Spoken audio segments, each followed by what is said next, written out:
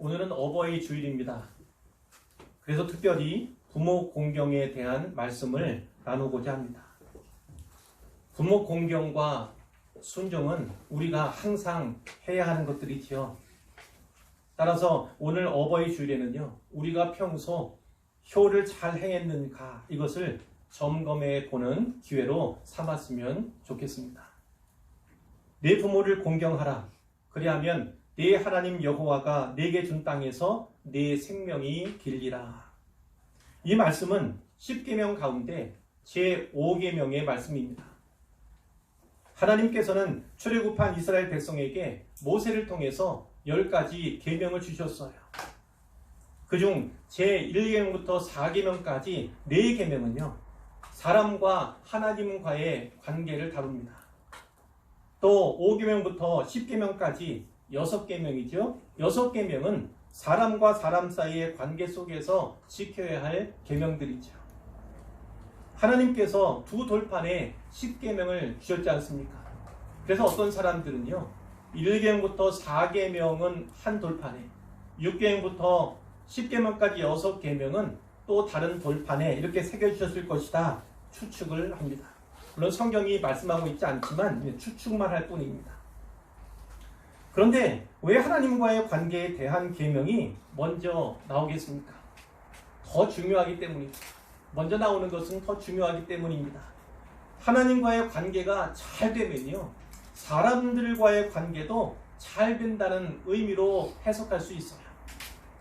거꾸로 사람과의 관계를 잘 맺으려면요, 먼저 하나님과의 관계를 잘 맺어야 한다, 이러한 가르침으로도 받을 수 있습니다. 오늘의 말씀도 그렇습니다. 오늘 말씀은요, 10계명 전체로 보아서는 제5계명이에요.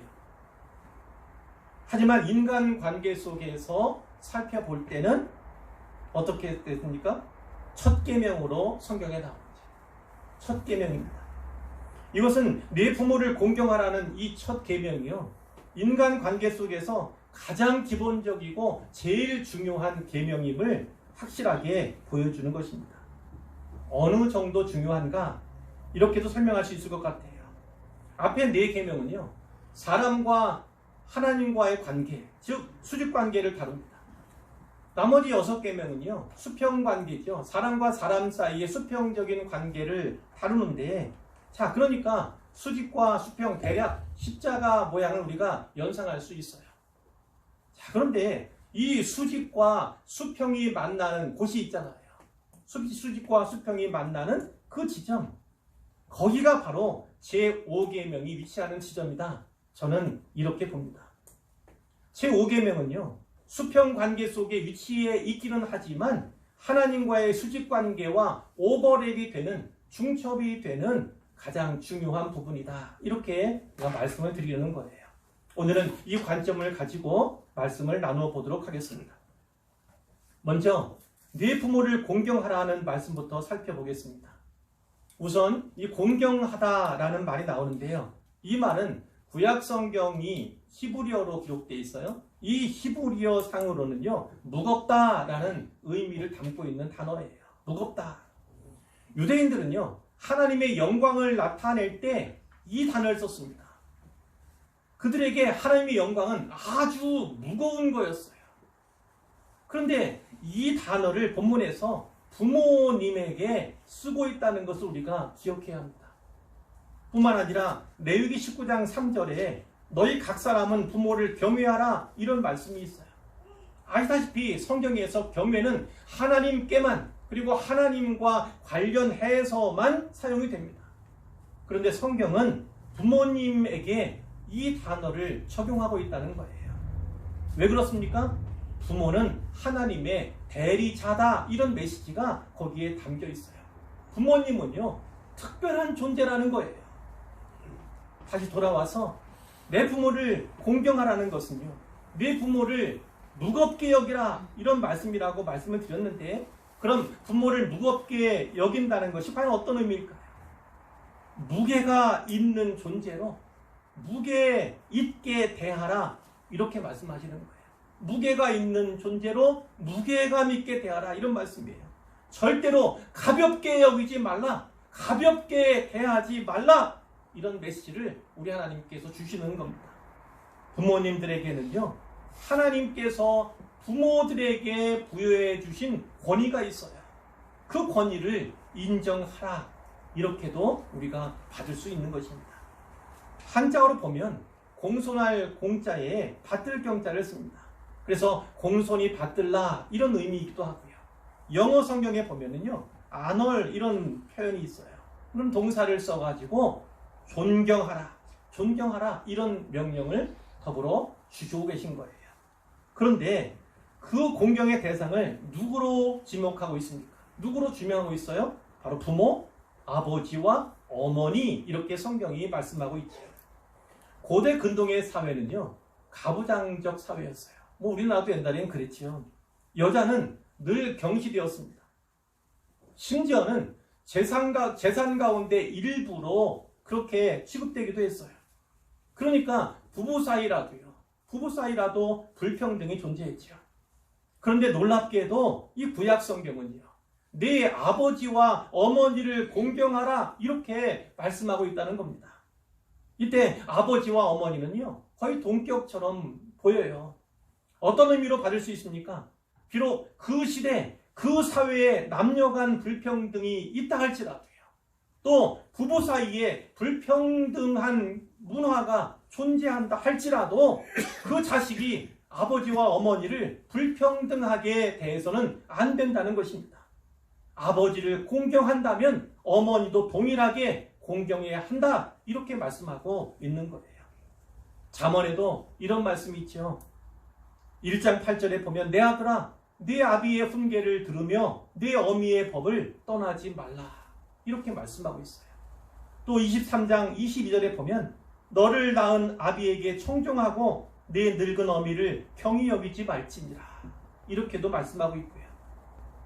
23장 25절에 네 부모를 즐겁게 하며 너를 낳은 어미를 기쁘게 하라, 이런 명령도 있습니다. 그러나 성경이 기록되던 시대에 이스라엘에도요, 불효하는 자들이 있었던 것 같아요. 그 불효자들에 대해서 하나님께서 이렇게 명령하십니다. 신명기 21장에서만 우선 볼 텐데 그 15절에 보면요, 자기 아버지나 어머니를 치는 자, 영어 성경에는 어택이, 공격하는 겁니다. 공격하는 게 어떤 건지 아시죠? 그런 사람은 어떻게 한다고요? 반드시 죽일지니라, 하나님께서 그렇게 명령하셨어요. 또 17절에 보면요, 자기의 아버지나 어머니를 저주하는 자는 반드시 죽일지니라, 부모님을 저주하는 자는 반드시 죽이라고도 말씀하고 있고요. 또 18절부터 21절까지의 말씀에는요, 좀 길게 이렇게 되어 있습니다. 어떤 사람에게 완악하고 패역한 아들이 있어요. 그 아들이 아버지의 말, 어머니의 말을 순종하지 아니합니다. 때로 부모님이 징계하잖아요. 부모가 징계하여도 순종하지 아니합니다. 그러면 그 부모가 그 아들을 끌고 성문 앞으로 오는 거예요. 그래서 성읍의 장로들에게 나아가서 말하는 것입니다. 이 자식은 완악하고 패역하여 우리 말을 듣지 않습니다. 방탕하며 술에 잠겨 삽니다. 이렇게 이야기를 하면요, 그 성읍의 모든 사람들이 나와서 돌로 그 아들을 쳐 죽이라, 이렇게 명령을 하는 것입니다. 신약 성경에도요, 이런 말씀이 있어요.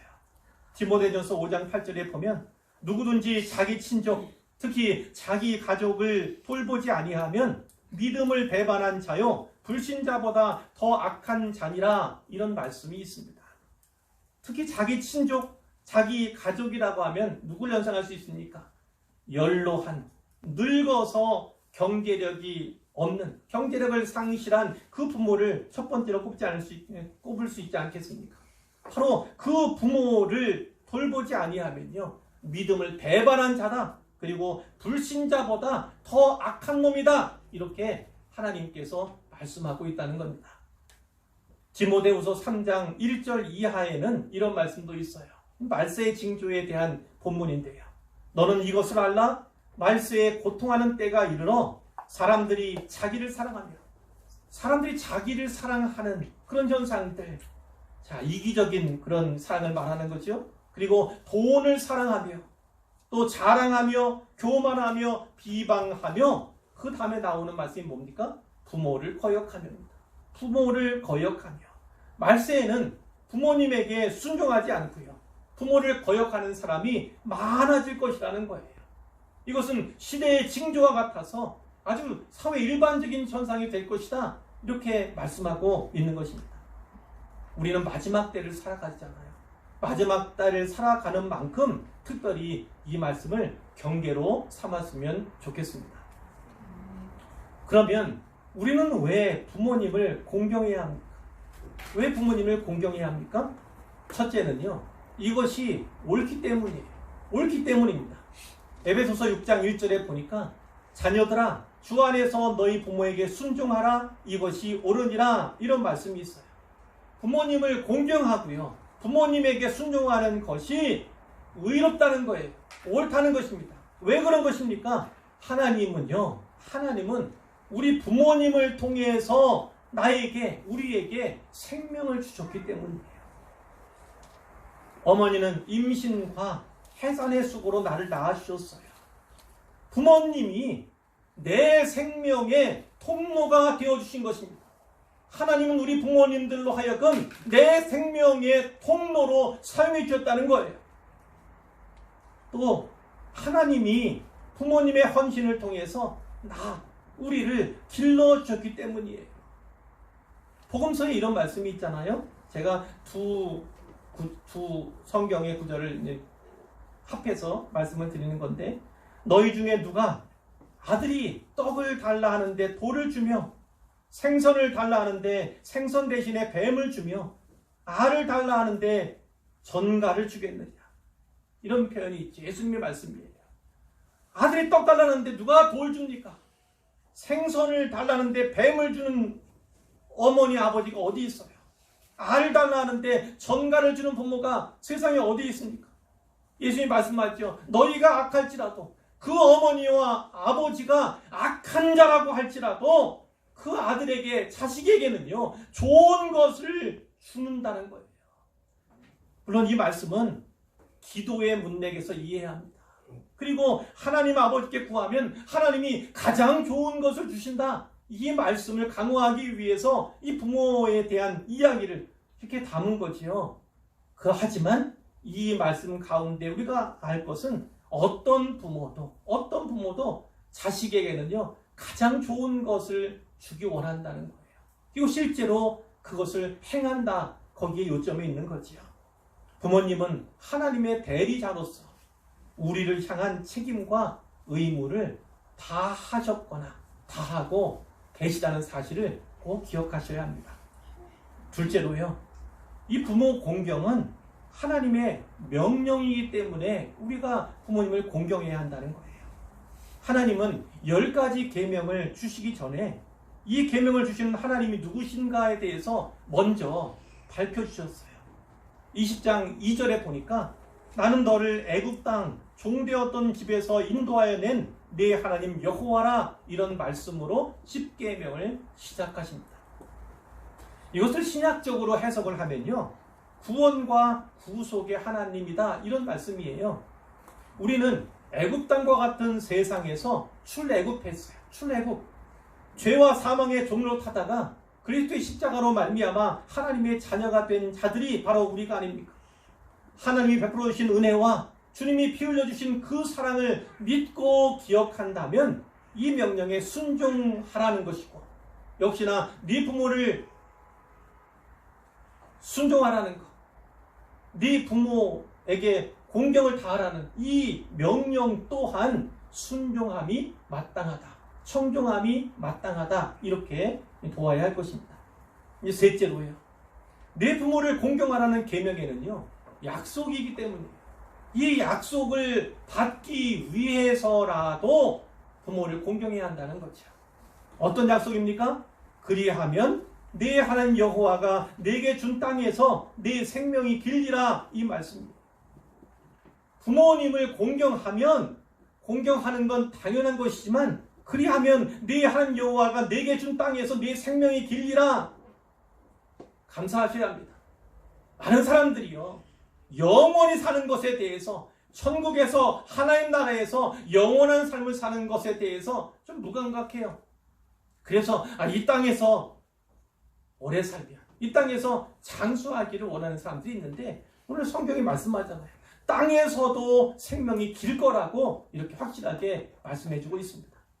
사도 바울은 에베소서 6장 2절과 3절에서 이 말씀을 이렇게 정리했어요. 내 아버지와 어머니를 공경하라. 이것은 약속이 있는 첫 계명이니 이로써 내가 잘되고 땅에서 장수하리라. 이런 말씀.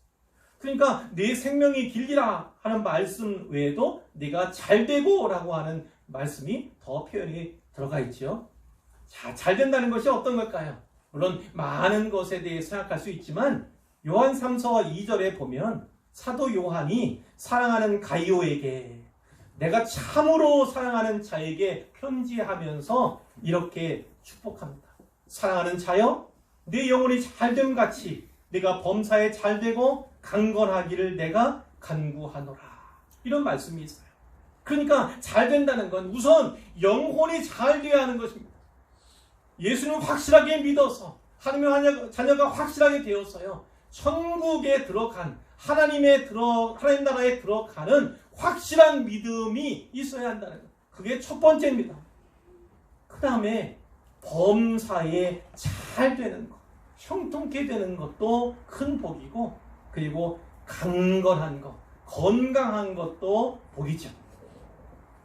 이렇게 영혼도 잘 되어서 준비가 되어 있고, 범사도 잘 되고, 또 영육이 강건한 그런 상태에서 이 땅에서조차 생명이 길다면, 장수한다면 얼마나 큰 복을 누리는 거겠습니까?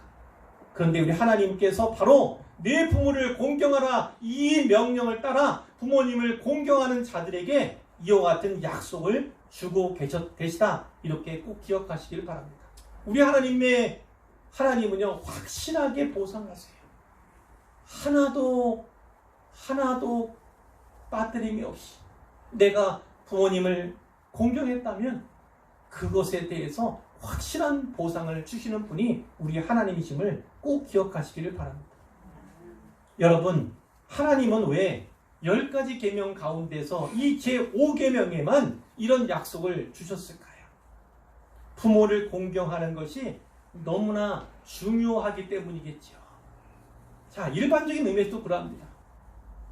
예수 믿지 않는 사람이라 할지라도 그 부모님에 대해서는 당연히 공경을 해야 하지요. 그러나 부모가 하나님의 대리자라는 사실을 믿고 받아들이는 사람이라면 더 그러해야 합니다. 성경은 하나님과 사람과의 관계를 다양한 인간 관계로 묘사를 하잖아요. 예를 든다면 부자 관계로 묘사를 합니다. 부자 관계, 그리고 부부 관계로도 묘사하고, 또 신랑과 신부로도 묘사하고 있고, 또 친구로도 이렇게 묘사를 하고 있습니다. 이 가운데서 가장 기초가 되고 핵심이 되는 것은요, 예수님을 통해서 우리가 하나님과 맺은 그 부자 관계예요. 우리는 성령으로 말미암아 하나님을 아빠, 아버지라고 부르지 않습니까? 그리고 우리는 하나님의 자녀가 되었어요. 그래서 자녀로서 하나님 아버지께 나아가는 것, 그분의 이름을 부르는 것, 그것이 우리의 신앙입니다. 그런데 하나님은 영이시기 때문에 우리 눈에는 보이지가 않아요. 인류 가운데서 극히 소수, 2000년 전에 이스라엘 땅에서 독생하신 예수님을 통해서 하나님을 만났던 사람들이 일부 있을 뿐이에요. 극히 소수지요. 그러면 보이지 않는 하나님을 어떻게 섬기겠습니까? 부모님은 이 점에서도 역시 하나님의 대리자라는 사실을 우리가 명심해야 합니다. 눈에 보이는 부모님을 무겁게 여김으로써 눈에 보이지 않는 하나님께 영광을 돌릴 수 있도록, 우리의 부모님을 경외함으로써 영이신 하나님을 경외하도록 하시려는 하나님의 뜻이 있다는 거예요. 부모님 말씀에 순종함을 잘 배워서 하나님 말씀에도 순종하도록 하시려는, 부모님을 잘 섬기는 것을 배워서 하나님을 잘 섬기도록 하시려는 하나님의 뜻과 계획이 있다는 거예요. 그러면 얼마나 언제까지 효도를 다해야 합니까? 그 모범도 성경에 있고 특별히 예수님으로부터 그 모범을 받을 수 있습니다. 요한복음 19장 26절과 27절 내용인데요. 예수님께서 골고다 십자가에 못 박히신 상태예요. 그 위에서 보니까 밑에 누가 있습니까? 자기의 어머니 마리아가 있었고요. 또 사랑하시는 제자 요한이 그 곁에 있는 것을 보셨다는 거예요. 그때 자기 어머니 마리아에게 뭐라고 말씀하십니까? 여자여. 이 여자여는 귀족 여인들에게나 쓰는 극존칭의 그 단어예요. 여자여 보소서 아들이니이다. 요한을 가리켜 이렇게 말씀을 하고요. 또 제자에게 요한에게는 보라 네 어머니라 이렇게 마리아를 가리켜서 말씀을 하시죠. 그때로부터 이 제자 요한이 그 어머니 마리아를 자기 어머니와 같이 끝까지 책임진 거예요. 자기에 모시고 봉양을 하신 것입니다. 어쨌거나요. 마리아는 아들의 모든 수단을 목격한 자가 아닙니까? 기억하시죠? 나이 많은 시므온이 예수님께서 아주 어릴 적이에요. 정결례를 위해서 결례를 위해서 성전을 방문하였을 때 그때 예수님을 만나서 축복하고 예언까지 한 사람이잖아요. 시므온이란 그 노인이요. 그런데 그 아기에 대해서 어떻게 얘기합니까? 비방을 받는 표적이 되기 위하여 세움을 받았다. 이 아이는 비방받는 표적이 되기 위하여 세움을 받았다. 이렇게 예언을 했고요. 그리고 그 어머니인 마리아를 향해서는요. 칼이 내 마음을 찌르듯 하리라. 칼이 내 마음을 찌르듯 하리라. 이렇게 예언을 했어요. 자, 그런데 그 예언이 지금 현실이 되는 거죠. 아들이 온갖 모욕과 수치를 당하고 채찍에 맞고 십자가에 못 박히고 이제 곧 죽게 될 운명에 처해 있는 거예요. 이때 어머니가 그것을 보고 있다면 그게 목격하는 자리에 있는 거잖아요. 그 어머니 마리아의 마음이 어떻겠어요? 찢어진다 이 표현으로 묘사가 되겠습니까? 그것으로도 묘사가 되지 않을 거예요. 자, 예수님은 어떠합니까? 예수님은 그 시간에 양손과 양발에 배못을 받으신 채로 십자가에 달려 계시잖아요. 그러나 그러한 고통 가운데서도요. 예수님은 자기 어머니 마리아를 생각해요. 칼이 그 마음을 찌르는 듯한 그 마음의 고통을 아시고 그를 측은히 여기시지요. 뿐만 아니라 그 어머니의 여생에 대해서도 걱정을 하시는 것을 우리가 이 본문을 통해서 알 수가 있어요. 우리는 예수님을 통해서 배워야 합니다. 예수님을 본받아야만 합니다. 우리가 죽기까지 우리가 죽도록 해야 할 것은요. 충성만이 아닌 거예요. 부모를 공경하는 것 역시 부모에게 효도하는 것 역시 죽기까지 죽도록 해야 한다는 것을 우리에게 분명하게 가르쳐 주시는 것입니다. 내 부모를 공경하라고 하셨어요. 내 부모를 공경하라고요. 우리에게는 모두 내 부모가 있지 않습니까? 그 시작은요. 내 부모로부터 시작해야 한다는 거예요. 내 부모로부터 이제 다른 사람의 부모로 이제 폭을 넓혀가는 것이죠. 내 부모님을 잘 공경함으로써 그 공경하는 법을 잘 배우고 익혀서 다른 어른들에게로 공경의 대상을 폭을 넓혀가는 것이 필요하다는 거예요. 레위기 19장 32절에 보면 너는 센 머리 앞에서 일어서 머리 센 분들 앞에서 일어서라는 거예요. 노인의 얼굴을 공경하라 이런 말씀도 주십니다. 지금은 내 어머니와 아버지를 공경하지만 그러나 점차 노인들, 어른들을 대상으로 그 공경의 폭을 넓혀가도록 해야 한다. 이것이 성경이 우리에게 주시는 메시지인 것입니다. 한 2달쯤 전인가요? 밤에 장사익이라고 하는 아시는 분이 계실지 모르겠어요. 장사익이라고 하는 뭐 가수라고 하지 않고 소리꾼 이렇게 하는 분이죠. 초리꾼 장사익이라는 분이 TV에 나와서 그 노래를 했는데 그 노래 제목이 꽃구경이었어요. 꽃구경. 저는 그때 그 노래를 듣고요. 인터넷에서 여러 번 들었어요. 그리고 얘가 어버이 주일에 설교할 때 이 얘기를 꼭 하리라 이렇게 결심까지 했었어요. 이 꽃구경 가사를 보면요. 고려장 아시죠? 고려시대에 먹고 살기가 어려우니까 살아계신 어머니를 산에다가 이제 갖다 버리는 거죠. 그런 이제 풍습이 있었다고 우리가 대략은 알고 있지 않습니까? 그런데 그 고려장을 배경으로 해서 이제 가사를 쓰고 부른 노래예요. 그 꽃구경 가사를 제가 잠깐 읽어 드릴게요.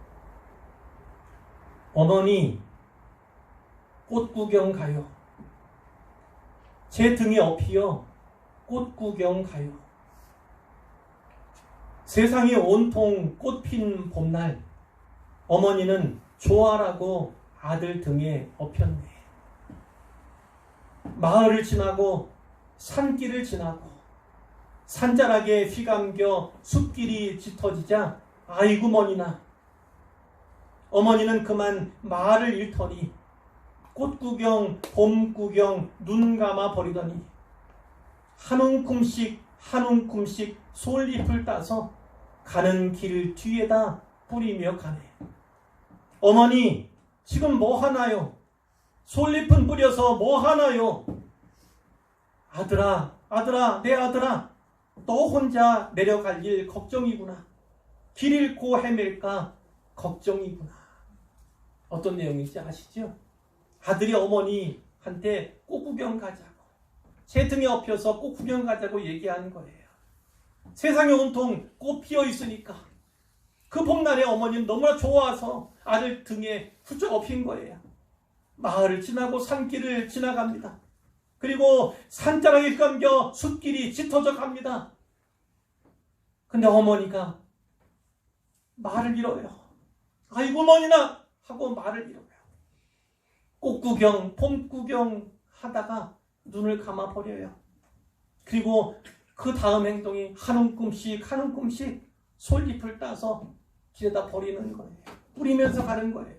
아들이 묻습니다. 어머니 지금 뭐 하세요? 솔잎은 뿌려서 뭐 하세요? 이렇게 묻지요. 어머니가 뭐라고 합니까? 아들아, 아들아, 내 아들아, 너 혼자 내려갈 일이 걱정이구나.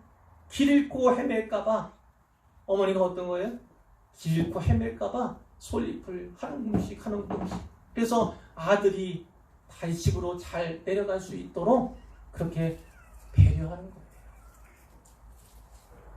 부모님의 마음은 이렇습니다. 아들이 먹고 살기가 어려워서 설령 내다버리는 그러한 한이 있다 할지라도 그 부모님의 마음은요, 아들 걱정, 자식 걱정 뿐인 거예요. 우리 부모님들은 이렇게 강합니다. 이렇게나 강해요. 사랑의 힘이 있기 때문에 이렇게 강한 겁니다. 자, 이런 면에서도 강하죠. 자식은요, 부모를 부끄러워할 수 있어요. 부모가 못나서, 부모가 배운 것이 없고, 부모의 직업이 별로고, 자랑할 만한 게 없어서 때로 자식은 부모를 부끄러워합니다. 그러나 부모는 절대로요, 결코 자식을 부끄러워하는 법이 없어요. 그 자식이 잘 살건 못 살건, 잘 됐건 못 됐건, 잘 나가건 잘 나가지 못하건 간에요, 자랑은 할 수 있지만 결코 그 자식을 부끄러워하는 부모는 없다는 사실을 기억해야 합니다. 그러나 그렇게 강한 부모님도 언젠가는 늙어요. 연약할 때가 옵니다. 약한 때가 있을 수밖에 없어요.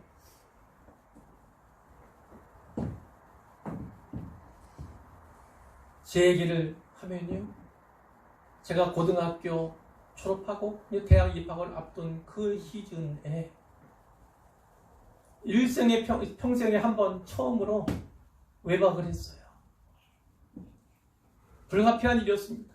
바로 이 동네, 저 아래 동네에서 이 동네에 온 거예요. 멀리 있지 않았습니다. 어떤 선배 형의 일로 인해서 그 집에 가게 되었고, 친구들과 함께 전화도 할 수 없고 막 발은 동동 구르고 마음이 불편했지만 어쨌든 나올 수 없는 상황이 되어서 외박을 했어요. 집에 돌아갔을 때 난리가 났죠. 막내 아들 외박한 적이 없는데, 이런 적이 없는데 들어오지 않으니까 난리가 난 거예요. 밤새 잠은 주무셨겠나요? 제가 막내여서 또 누나들 형도 있었지만 늘 자라면서 회초리 맞고 종아리 회초리 맞고 그렇게 자랐거든요. 목심 위에 종아리 웃고 하면 회초리요. 그날도 제가 고등학교 3학년 그 나이에 이제 대학 들어갈 바로 그 나이 그 즈음에 그 목심에 올라가서 아버지한테 회초리를 맞게 되었어요. 그리고 나서 펑펑 울었다는 거 아닙니까? 아버지가 늙으셨다는 것을 제가 실감하게 된 거예요. 전에는 그렇게나 아프고 진짜 빨리 피하고 내려오고 싶었던 그 회초리였는데요. 그날은 그것 때문에 아파서 온 게 아니고 우리 아버지의 팔힘이 진짜 많이 떨어지셨구나. 이제 우리 아버지 늙으셨구나. 이 생각 때문에 펑펑 울었어요. 그렇게 늙어갑니다. 우리 아버지는 물론 현보였지만 능력은 많은 분이었어요. 적어도 저한테는 그렇게 믿음의 대상이었습니다. 그런데 우리 아버지가 암 걸리시고 이제 마지막 투병하는 그 과정 가운데서 제 형이 큰 부도를 냈어요. 저에게도 그 여파가 있을 수밖에 없는 그런 상황인 거예요. 제가 아버지에게 아버지 어떻게 하면 좋아요?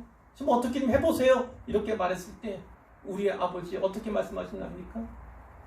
지금 나는 아무것도 할 수 없다. 이제는 아무것도 할 수 없어. 아버지가 저에게 그렇게 말씀합니다. 그렇게 바위어같이 든든했고 그렇게 백으로서 훌륭했던 그 아버지였는데요. 그런데 우리 아버지도 죽음을 앞두고는 그 암투명하는 가운데서는 아무것도 해줄 수가 없는 그런 아버지였던 것. 이쯤에 또 많이 아픈 일이 있습니다. 아시다시피 저희 어머니가 치매기가 그리고 그것이 점차 심화되는 그런 가운데 있어요. 우리 어머니 인생도 따지고 보면 모질지요. 자식을 먼저 보냈어요. 아들을 먼저 보낸 이 마리아와 같은 그런 아픔을 겪은 어머니예요.